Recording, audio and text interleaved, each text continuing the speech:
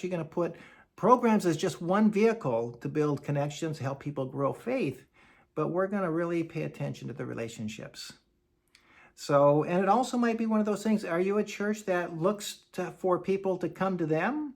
Or is your perspective that each and every one of us is called, and every one of our homes is a mission field, and each person has unique calling to be Jesus to their neighbor, their coworker, the soccer team, wherever. But is it our perspective to invite people in, or is it also to go out? So those are kind of elements that show up for perspectives. And then priorities. We can't be all things to all people. And we could usually, most churches, if they deal with more than 1 or 2 or 3 initiatives in a given year, there isn't bandwidth, energy, time, communication to go deeper. So what are we going to go deeper with? And also give ourselves permission not to do some of the other elements at the same time. I've worked with a congregation in northern Minnesota that developed a 3-year strategic plan. And knowing the bandwidth of their financial and staffing and communication capacities, they laid out 3 core initiatives.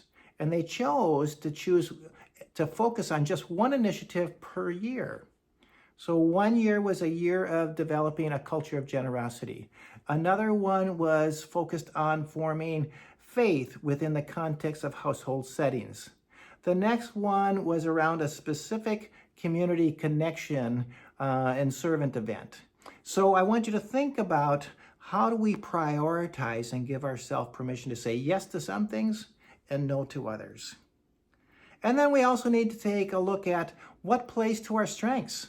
Perhaps you have a building that's a great resource for the community. Perhaps you have a number of members that are teachers and are good trainers.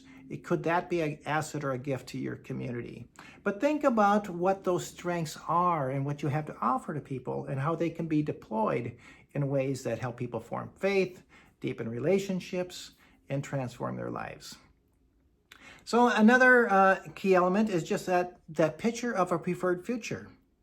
So we not only need to know what our primary purpose is, but then how is it going to be lived out? What are we aiming for? Where are we heading for this next chapter in ministry? And so that could be a 1 to 3 or 5 year window, but we need to know where we're going and what's our path for how we're going to get there. And what's the personal contribution that we're inviting members to join us in and take this journey with us? So a picture of a preferred future is also very important. And then I also want you to think about the deepened connections. We've talked briefly about that, but relationships do matter. So they matter in how we connect with each other within our faith community. They matter as to how we equip people to actually befriend their neighbors and deepen relationships out in the community.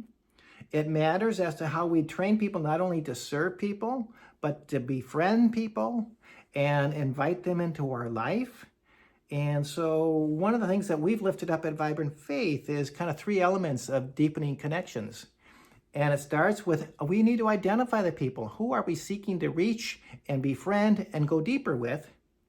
How are we going to invite them into our life, our ministry, so we get a chance to know them and build that relationship? And what would it look like if we actually invested in their lives, their hopes and their dreams and their spiritual journey? So deepening connections is really important, to do it within the congregation and beyond. But those are some elements that, as a congregation, as a faith community, one that seeks to thrive, we need to have clarity about who we are, what we do, where we're going, and who we're going to connect with. Think about the importance of clarity as one of the key elements of thriving indicators.